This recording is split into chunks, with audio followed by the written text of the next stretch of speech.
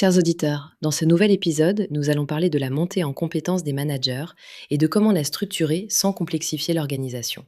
La montée en compétences des managers n'est pas seulement une liste de formations, c'est un équilibre entre cadre clair, accompagnement et action sur le terrain.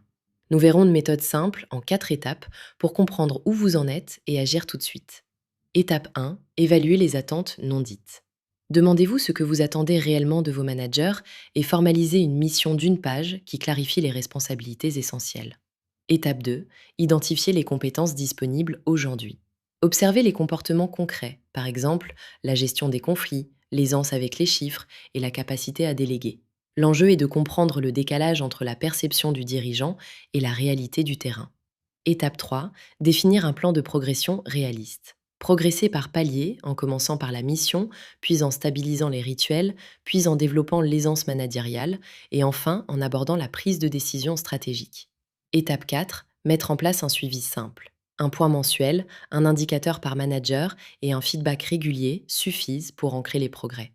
Les erreurs fréquentes incluent attendre que le manager devine ce que vous attendez, confondre montée en compétences et surcharge de travail, trop de formation théorique, brûler les étapes et négliger les rituels d'échange. Côté bonne pratique, formalisez une fiche de mission d'une page, mettez en place des rituels courts, 20 minutes hebdomadaires, un tableau d'indicateurs partagés, un moment mensuel pour évoquer les difficultés, et accompagné par paliers, communication interne, priorisation, gestion des conflits, décision budgétaire. Chez Scale to Sell, l'expérience montre que ces routines transforment la qualité du management et renforcent l'autonomie.